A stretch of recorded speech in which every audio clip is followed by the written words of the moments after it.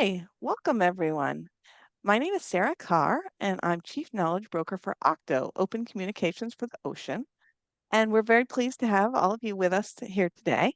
Um, we have Emily Ogier from the University of Tasmania speaking to us today about novel marine climate interventions, current global status, and how we can govern them responsibly.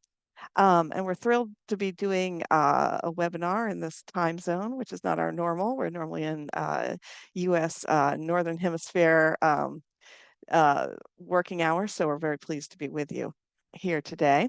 Um, so there's Before we get started, I wanted to let everyone know that we're going to how the webinar will run. We'll first have Emily giving her presentation. And then we'll move on to question and answer. And the way we do question and answer for these webinars is that we take in questions through the chat, which is open to everyone to use, and to the Q&A. So if you type your questions in, you can type them in at any point during the webinar. And then for the chat, it's also open to use if you have any additional input or that you want to provide on the topic to Emily or any of the other attendees. Please feel free. We just ask that you keep it on the topic for the use of the chat. And Emily, thank you so much for being here today. I'll turn it over to you now. Thank you, Sarah. Thanks for this opportunity to talk to this wide practitioner group. It's really exciting. So hello, everyone online. I'm joining you from the southern reaches of the globe. It's great to be able to interact with this global forum, and really excited about this opportunity to talk about our research. So I'm going to be focusing on these novel climate interventions and report to you from some empirical and systematic research we've done on their global status, and more particularly focusing on some of the governance gaps and how we can address those. And I wanted to acknowledge I work with two colleagues in particular who've collaborated on this work, along with a much wider research group and research lab, which I'll just move to that slide now. So we all work together on what's called a SNAP working group for governing ocean change, and SNAP is funded under the Science for Nature Partnerships and the TNC. And we've also had some funding from the Australian Research Council to do this work. And so it's a diverse working group comprised of the active researchers, but also practitioners in the field. And you can see that list there. And that's been a fantastic mechanism to understand and explore these dimensions globally. But just briefly on me, I'm a trained marine social scientist. I focus a lot on political economy and human geography. I work in Hobart, the southern part of Australia, at the Institute for Marine and Antarctic Studies, and I'm also a member of the Centre for Marine Socioecology.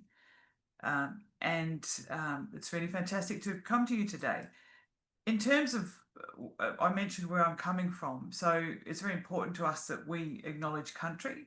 So the lands I'm coming to you from were the lands of the Muwinina people in Tasmania, who were or have been extirpated through colonisation. And so today we acknowledge both the past Muwinina people as the First Nations, but also the contemporary Tasmanian Palawa peoples in Tasmania as they negotiate their way through these conditions. And we particularly offer our respect to elders past and present, and acknowledge First Nation peoples and elders who might be joining us today from many nations around the world. So really, our title has some terms in it that just warrant a bit of explanation. What are novel marine climate interventions? What are we referring to? So the word intervention, in fact, refers to an intentional action to change a situation with the aim of improving it or preventing it from getting worse, according to the Cambridge Dictionary. So for the purposes of our research, we've defined marine climate interventions as deliberate planned actions in climate impacted marine socio-ecological systems, and they're undertaken to achieve desired outcomes or goals, so they're intentional, and they can be inclusive of mitigation and adaptation. From our original systematic review, we identified quite a range of different types of marine interventions that are being described in the literature. And we found from that literature that not only are there multiple different types, but they're being rapidly tested, deployed, and across multiple different types of ocean environments and ocean systems. And so this really is our starting place, that we've got this phenomena of all these different types of planned intentional actions in marine spaces that have a climate dimension to them. They're novel because we've not seen them deployed historically for these purposes, combining different forms of social and other forms of technologies to achieve a type of goal that is, again, also novel because it's in the context of a climate impacted marine system. So this work, I'll just briefly point you to one of our foundational papers, is presented in the paper by Tiffany Morrison et al. So we have a situation of multiple different types of interventions. That's our starting point for this analysis. But why does governance of all these different types of actions actually matter? Why would we see a need to talk about that and investigate that further? Well, to settle our terms, we refer to governance as processes of rule, steerage and guidance by public and private institutions and actors engaged in ideation, or the coming up of the idea, the funding, the planning, the assessment, the deployment and management, among other aspects of these interventions and the marine socio-ecological systems in which they occur. That means that I would say that most of you online would constitute actors, governance actors, who have some kind of influence, steerage, guidance, potentially formal rule over these interventions that we're describing. So just to put our focus on marine climate interventions in context, and in the context of developments that have happened even since we've published our recent set of papers, we've got one of the initial drivers in this whole space was in fact the release of the 2019 IPCC report, which really identified that some of the preferred outcomes were actually unrealisable without intentional interventions to draw down legacy carbon from the atmosphere. And that really triggered this kind of heat, if you like, or focus on these ocean or marine climate interventions. Just by way of example, the recently released formal national risk assessment, climate risk assessment here in Australia, actually explicitly has started to include the inclusion of interventions as risk mitigation strategies. So we're starting to see this idea of marine climate interventions enter formal policy responses to climate change. We're also starting to see increasing analytical powers to actually attribute the effects of climate emissions on our marine systems. And that's actually going to continue to fuel the need for emitters to actually look to potentially some of these interventions as mechanisms to offset their now the types of climate effects that's actually in evidence resulting from their emissions. So we see that as a real driver for the emitting sector. We've also got other important foundational reports coming out, such as the Global Tipping Points report, which just came out this year. And it highlights that really tipping points have essentially been exceeded for many of our coral reef systems, but that the positive outcomes lie in governance interventions and innovations. And they include the possibility of positive tipping points. They really point to that as being the proactive, positive action arena, if you like, in this area. And similarly, the focus on governance of these interventions is also emerging from the civil society sector, such as Oxfam, highlighting issues of climate colonialism and how they could in fact be perpetuated through some of our interventions if they're not governed responsibly. So there's a lot of focus on this, and the area, the field, is changing rapidly even as we release our findings. So what drove our group to ask, well, what are these phenomena? What are these interventions? Two main observations: that with climate change occurring, the actual window or scope or frame of the types of decisions that we're prepared to make about what we do in our oceans is actually changing. So some have called that or linked that to ideas of a climate emergency framing. But nonetheless, what we seem to be prepared to do in our ocean space has actually shifted as a result of recognising the climate effects on our oceans. And that change in the decision-making scope or governance scope is also being matched by the role of key actors, and that's particularly scientists and ocean funders who are acting as intervention leaders. Most of the interventions that we found described in our systematic literature review were really being led not by public organisations, but by science organisations and ocean funders who are taking the steps to explore and innovate many of the types of actions we'll be talking about today. So we've got this really interesting context in which we have an accelerated rate of the need to do something and an accelerated interest and set of actions by non-typical actors in our ocean spaces. This gives rise to what we've identified and is one of the problems we're investigating with our research, which is the pacing problem, whereby innovation is outpacing what we suspect is outpacing governance preparedness to anticipate and responsibly manage the risks of these types of interventions. So for some of the other insights we gained through our systematic review was that in the published literature, there's just a really wide variety of ways of presenting, describing, identifying risks and benefits about a range of different types of interventions. And noting, of course, the interventions themselves that we've covered are really highly disparate. They range from interventions to draw down legacy carbon through to interventions to reduce carbon emissions, interventions in social and political space, interventions to simply improve the resilience of existing coastal and marine systems. But across the literature and within those types of interventions, the perception about risks and benefits varied substantially. So we don't have consensus amongst the scientific community on these risks. We also found that there isn't a great deal of intervention guidance that's out there. And what is there is really focused on the research and experimental phases and not on these as actions to address the ocean warming effects on our oceans. So our review also took us into more of an in-depth analysis of the different types of risks, and we matched those to the different types of interventions, as I mentioned previously. And we certainly did find a lot of these studies, and on a positive note, we found in a lot of these studies that there was also recognition that these interventions, of course, do present risks, and these studies often cited and referred to some of the strategies for reducing those risks, which we were able to harvest, if you like, for our further analysis.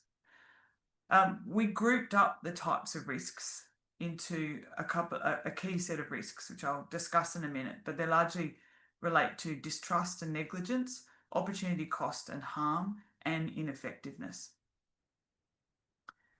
So on those intervention risks, we argue that those intervention risks actually present major governance challenges, because if these intervention risks are not being responsibly managed, then we have outcomes which really warrant addressing and warrant consideration in the actual design and assessment and support and investment in these different types of interventions. So one of the most obvious risks, of course, is simply just ineffectiveness relative to whatever the stated goal of the intervention is. And that might be a mitigation goal or an adaptation goal. And then another of the intervention risks we identified was harm, the unintended cultural, social or ecological harms that can occur because of the interventions, particularly given many of them are novel and are untried and untested. That harm dimension is certainly something that for which there can be limited amounts of assessment.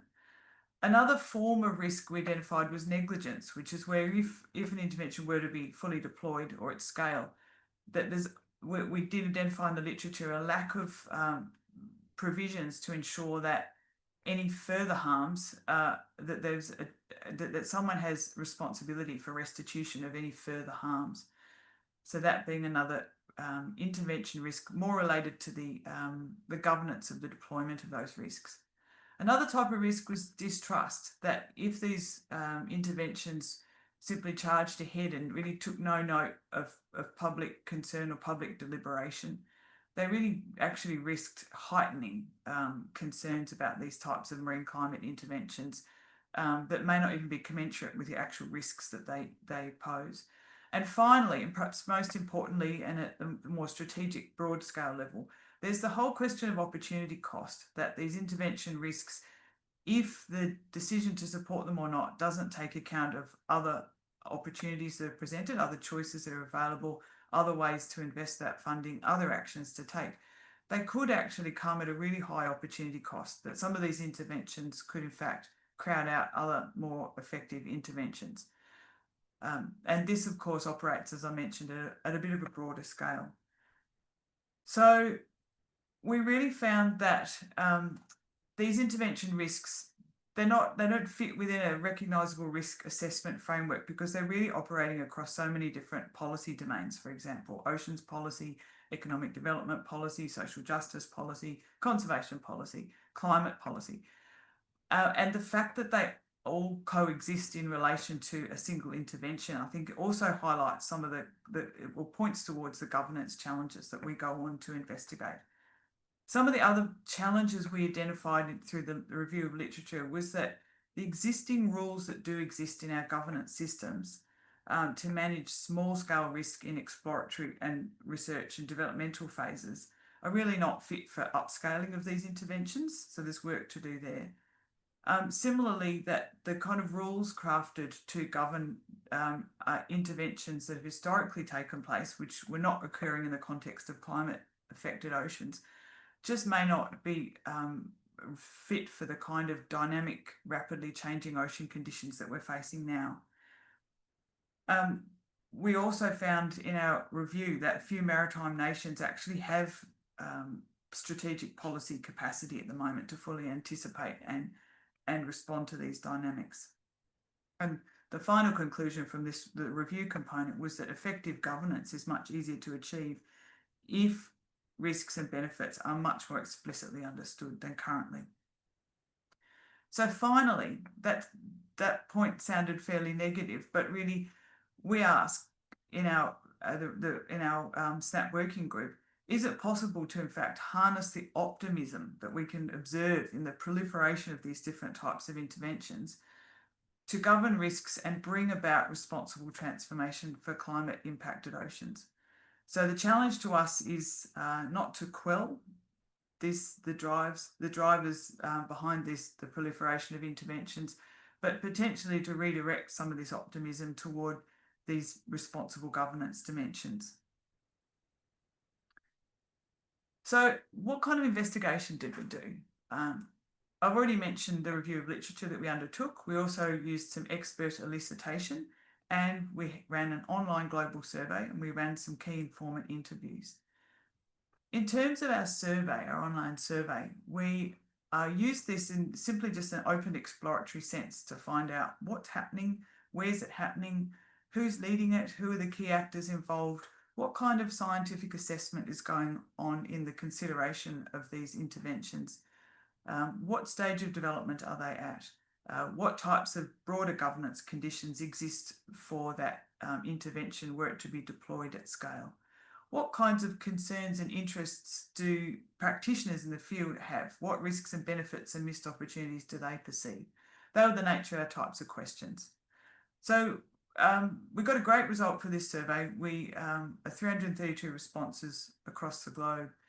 And in terms of the distribution of those responses, we had 18% were from non-English language responses. We wanted to make sure we were attending to questions of that were relevant in the global majority. We also had a mix of different types of actors responding to our survey too, and that's a result of our targeting of professional communities, policy communities, practitioner communities, as well as scientific communities who are active in this area.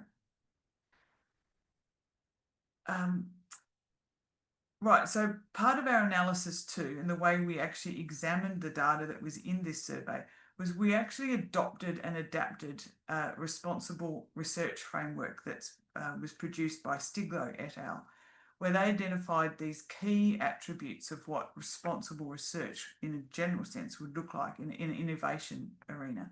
And they were anticipation, inclusion, responsiveness, and reflexivity. So to actually pursue our analysis, we asked ourselves, well, how would they apply specifically to marine climate interventions? And in the case of this particular framework, I'm showing you that we actually applied that even more specifically to socially responsible governance of these interventions. So these four concepts gave us our kind of normative guide, or our a structure to ask, what are we looking for in how these interventions are currently being governed? And this also led to our more technical research question as we examined the results of that survey, which was, are indicative governance arrangements, so governance arrangements that are indicative of these four responsible governance attributes, are they in place for currently active or planned marine climate interventions? So in terms of results, now these results are more from our empirical work through the survey and the interviews. We wanted to find out what is the current status of marine climate interventions. So first of all, we actually just simply asked about awareness.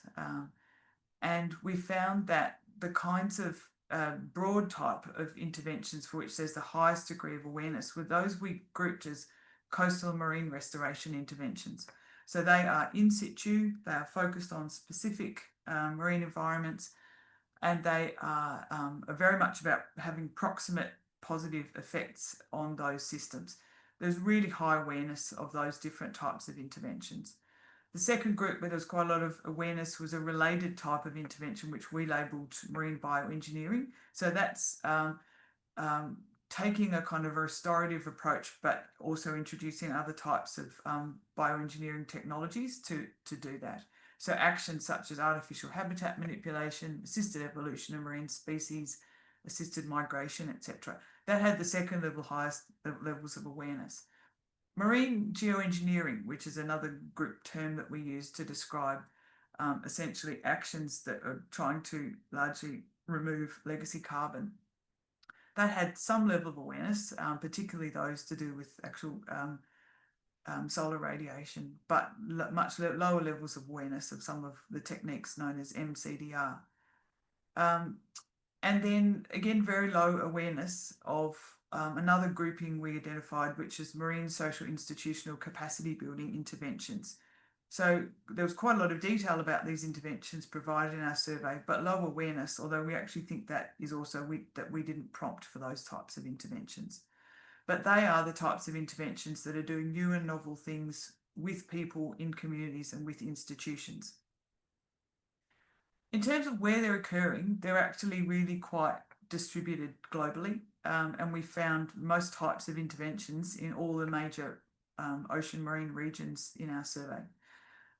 We didn't find a really strong spatial pattern other than simply diversity, or that multiple types of interventions were occurring in multiple locations. But that in itself presents an interesting situation.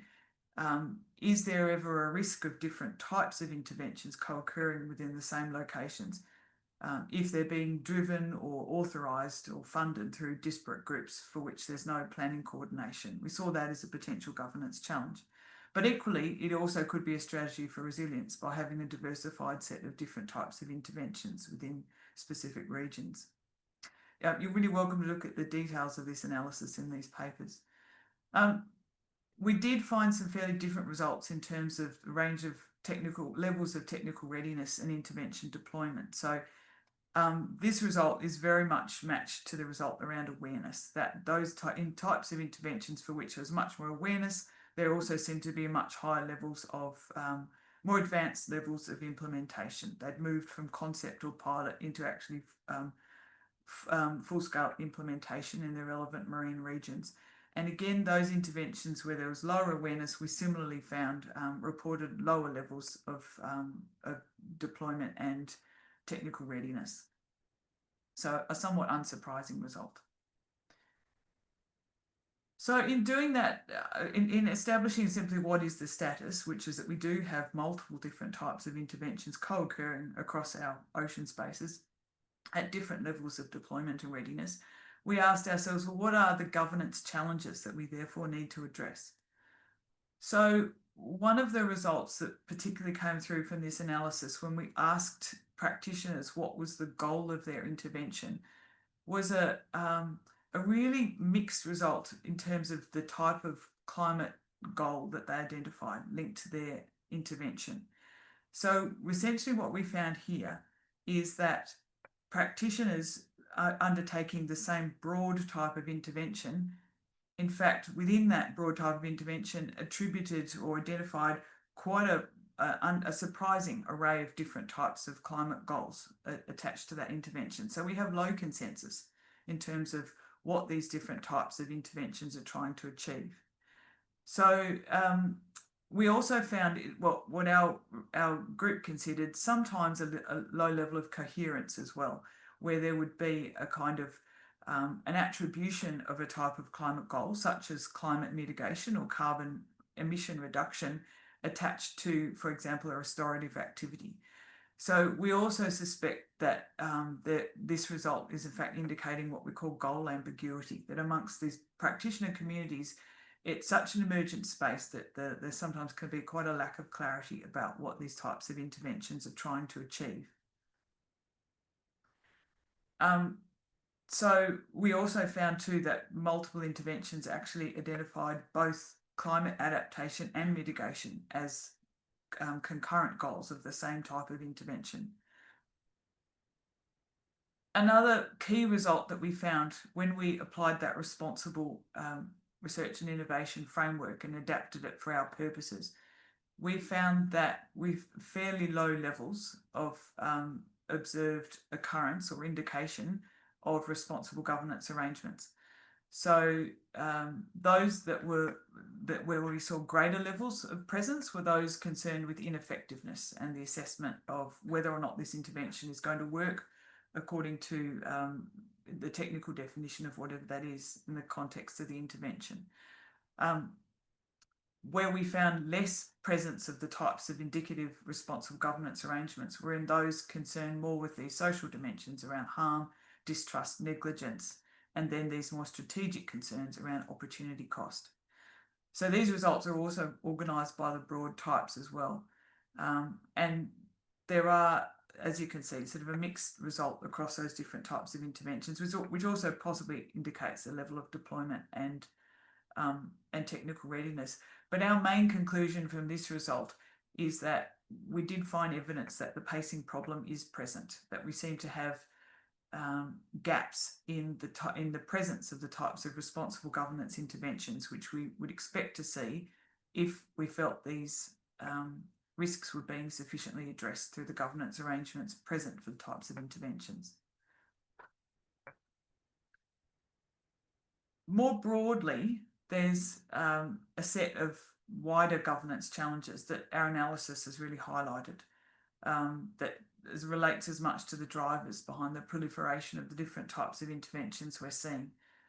And so what we're finding links to many of the points I've just made previously in terms of the governance challenges, that we're having this really fast-paced, perhaps under-planned development of novel marine climate interventions, which exacerbates the risk of cumulative harms, of ethical dilemmas and unrealised co-benefits, and potentially eroded rights where there is insufficient trust and attendance to harm and negligence questions with the local communities who have rights in those marine areas.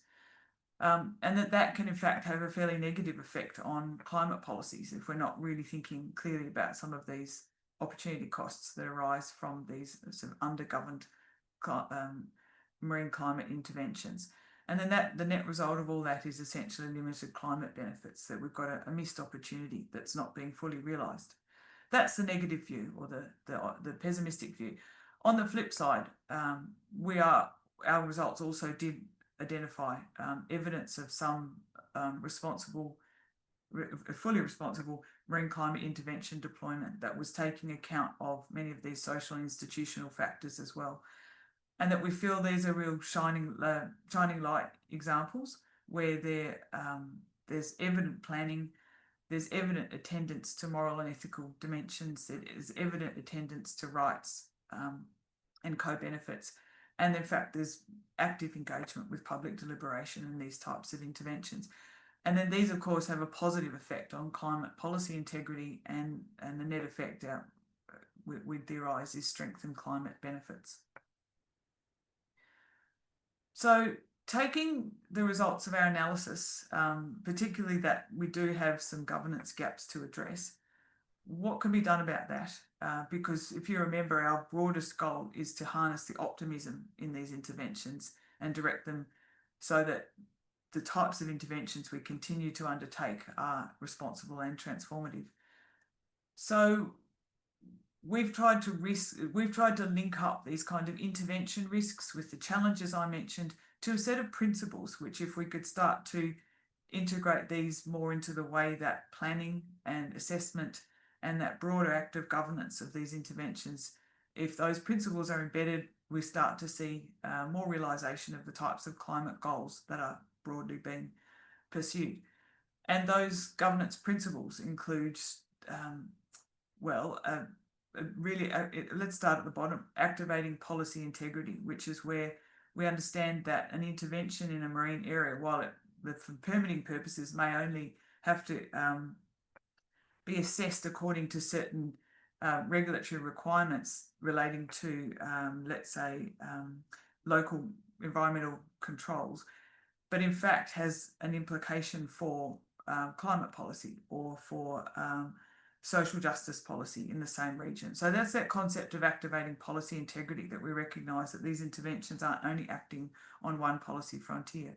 Another governance principle is that critical publics are not necessarily wanting to lead to the cessation of marine climate interventions, but may actually have really constructive critique to offer, and can be marshalled toward designing more responsible marine climate interventions.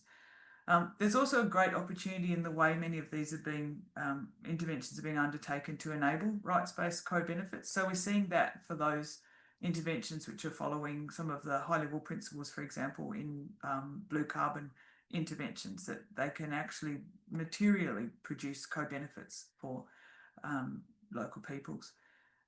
It's also important to always bring these interventions back to the shared moral goals, and they do include limiting harm and safeguards around harm at the same time as attending to this broader challenge of climate mitigation. They're also the governance principle that really came out to us through our results too, is that these interventions are not necessarily happening within strong planning frameworks, and that those planning frameworks though themselves need to also recognise the state of these marine social ecological systems and where they're tracking, and that planning needs to be attendant to those, or anticipatory of those futures. And then ultimately, we think following these governance principles, we actually start to see strengthened climate benefits in all their types of forms, including both mitigation and adaptation. But making this a bit more practical, how can policy makers and planners contribute to responsible marine climate intervention? Well, our research identified some actual questions that policymakers and decision makers could ask themselves in attending to those governance principles that we identified. So what are the best methods for understanding and communicating the consequences of intervening, for example? In terms of planning, how can we improve this spatial planning and cumulative impact assessment and actually incorporate them into how we assess specific interventions? Can we facilitate or develop and facilitate bioethical frameworks for understanding some of the genomics work that's going on in terms of some of our interventions? How can we design interventions from the start that actually strengthen sovereignty and tenure and intellectual property and rights for Indigenous peoples, for example? There really are lots of actions, lots of guidance out there to bring into play some of these governance principles, which I'm about to highlight. So one of the actions we've undertaken and identified is that policymakers probably just need some support in intervention literacy, and to do that, to be able to compare different types of intervention options and therefore have the ability to consider opportunity cost. What are the options? What could they else be doing? What opportunities could be foregone?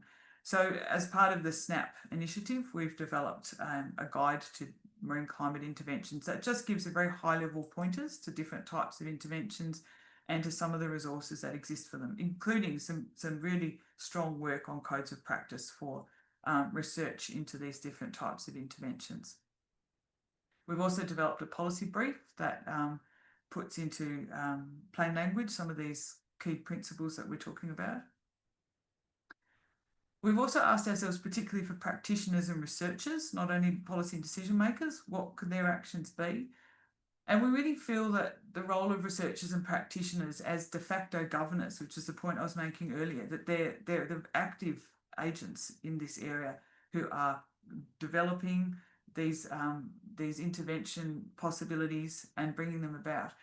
In fact, there's a really exciting opportunity here for that community to expand to include human dimensions, social researchers and governance dimensions, and to in fact expand the scope of scientific assessment that's going on around these interventions to really enable some of these socio-responsible governance principles to actually be implemented. So rather than see these groups, or see the practitioner community, or to see the opportunity essentially, and to harness the optimism in the practitioner community, which we found in our surveys extremely high willingness to do so, and which was really positive. And finally, funders. We feel like they're a really important group in this area, and we've asked ourselves, how can they contribute to responsible marine intervention? So we've developed a funders brief, and the link's here, and that goes through, will synthesize many of the points that we've already made. But there are really important actions that funders take in how they empower the ideation and the governance and the steerage of types of interventions. And we feel like they're actually a group with a lot of capacity to move a lot faster than our regulatory and planning agencies, and have a lot of really positive influence in this area. So we've directed this resource particularly at them, which synthesises a lot of our findings and makes suggestions for, both to increase their literacy of the range of different types of interventions, but also to highlight how they could, in fact, pursue some pathways for responsible investment in marine climate intervention. So finally, I thought I'd challenge myself to summarise just in 3 very brief points our conclusions about the governance we need. And the first one was, I think, it to be intentional. So we highlighted that climate goal ambiguity. We feel that some intentional clarification around what these types of interventions are trying to achieve and for whom would be a great step for those of you who are practitioners out there. I feel like recognition of the polycentric nature of what we're talking about is really important, that these interventions are not only, for example, to achieve a conservation goal or preserve a conservation value, they've got, or to achieve a climate goal. They've got all of these dimensions in them, ocean, climate and people, all bound up in one, both in policy senses and in terms of their potential effects. And finally, we think that through those 2 principles, we can be in fact intentional about being responsible, but also transformative, because as we're seeing, and the Global Tipping Points report points out, we're really at a point where it's time to consider the transformative possibilities given the degree of changing ocean that we're confronting. So thanks for listening to me. Hopefully the resources are useful and you've got the links, and I look forward to any conversation. Great. Thank you so much, Emily. These are fantastic resources that the working group has prepared, and so it's exciting to see them. And just to clarify, you have created the codes of practice for the various interventions? Those are available? No, No. Okay. Or it's thanks, Sarah. They exist, and other specialist groups have prepared them in relation to okay. specific interventions. Okay, but they're all available. Okay, fantastic. We do have some questions, so we'll go ahead and address those questions and then see where we end up with time. But thank you everyone for being here. And if you do have questions for Emily, you can put them in the chat or in the Q&A. Okay, so the first question that came in, what do rights-based co-benefits look like for marine interventions? Can you give an example? Yeah, that's a good question, because it can be one of those terms. So one example would be that if an intervention, let's say blue carbon intervention, was looking to use some actions in a local community area or coastal area that was going to result in the capturing and storage of some carbon, and that carbon would actually have a monetary value, then right from the outset, a very primary question is, well, whose marine area is this? What is the tenure status of this area? And it can be difficult because that legal tenure status might not be very clear. But in many regions where there are blue carbon opportunities from a biophysical perspective, there often are under forms of community tenure where local communities have some kind of either legal or LORE law rights and interests in those locations. And if you were to design from the outset for these co-benefits, then that would be, and rights, that would be to instill in your design principles for your intervention that in fact that community has tenure over that site, that they give permission and in fact partners in some kind of blue carbon initiative, and that in fact the monetary benefits from any sale of any carbon credits, for example, are in the first instance owned and held by those communities.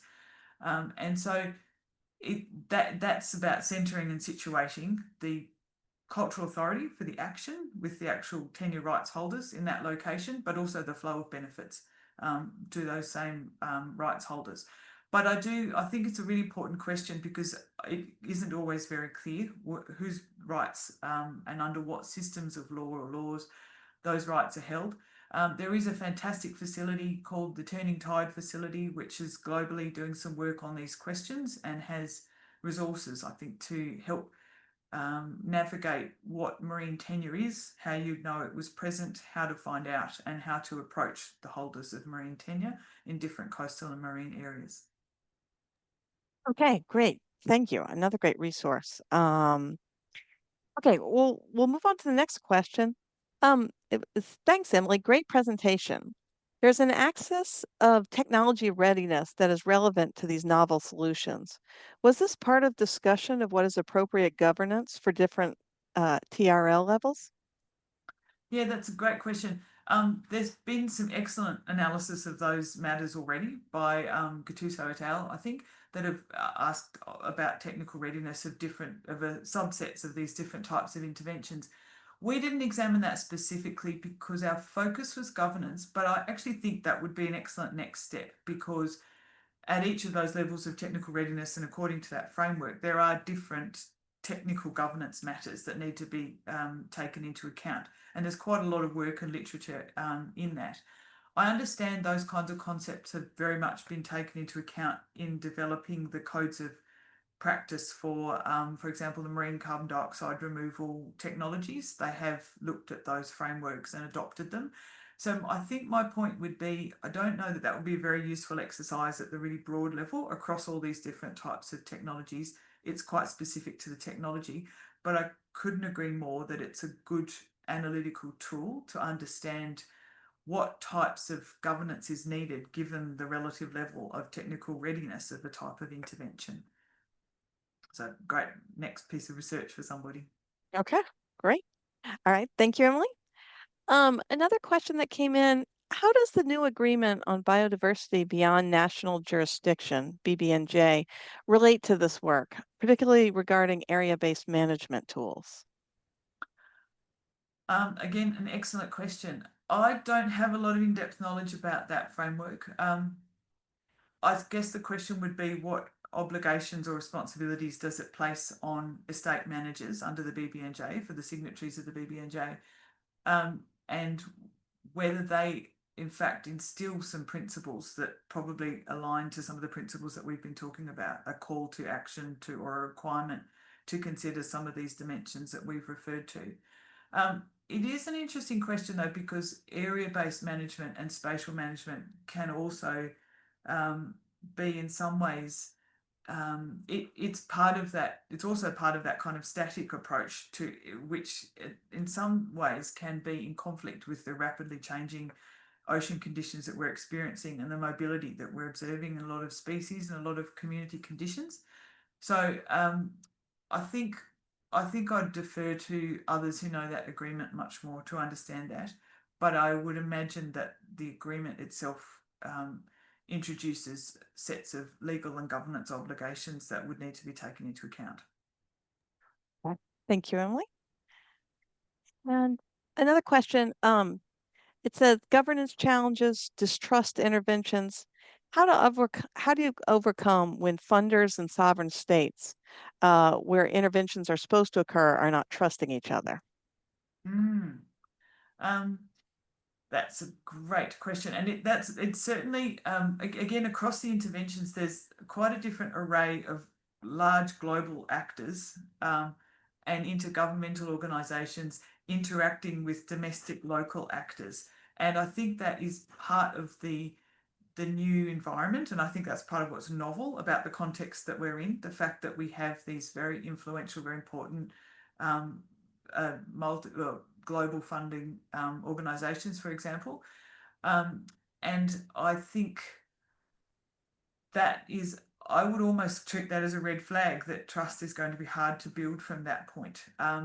It probably reflects the lack of strong or evident governance principles that either can point to participate in some improved understanding of what they would trust in each other.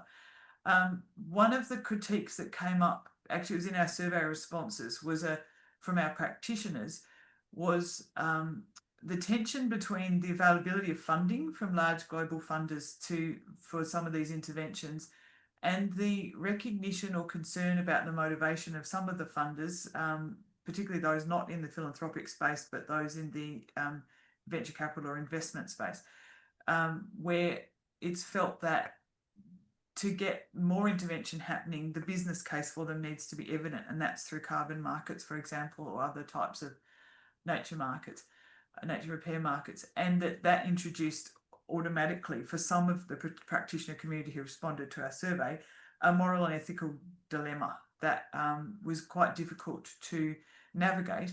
But I'm not sure.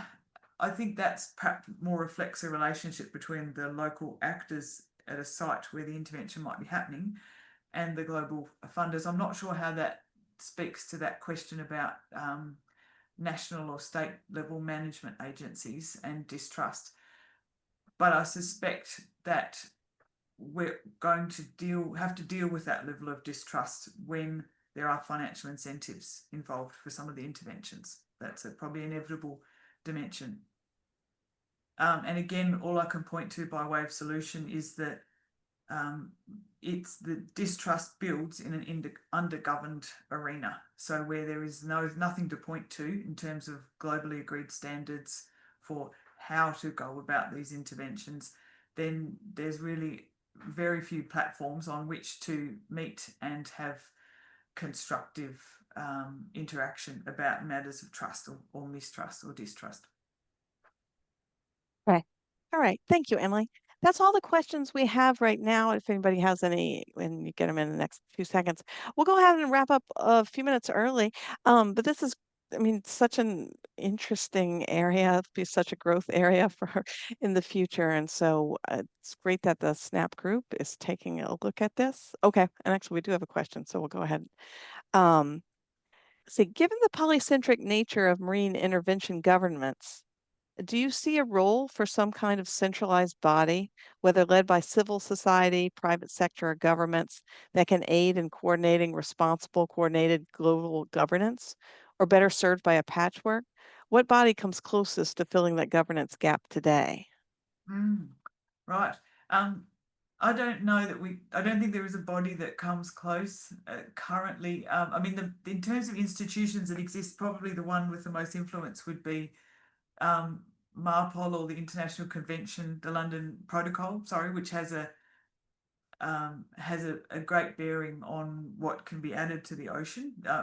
I'm kind of limiting the scope of this answer more to those interventions which have really obvious global dimensions to them, because they're attempting to achieve climate mitigation through things such as ocean alkalinity enhancement, for example, or solar radiation management, etc., which might be deployed locally, but the way they interact with the ocean and climate system is in fact a global matter.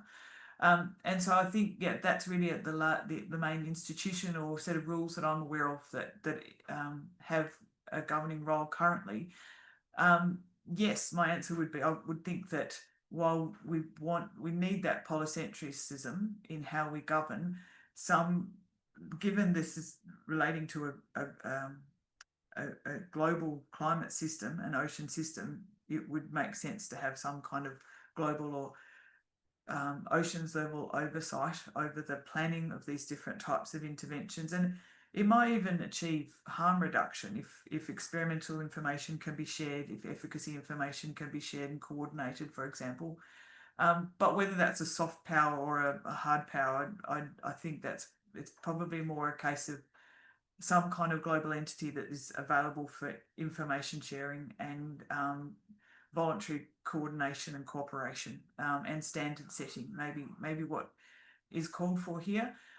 Many of the other actions are quite localized, and it would be the way they'd interact with local level governance would be quite complex, I think. So it may not be a matter for global governance.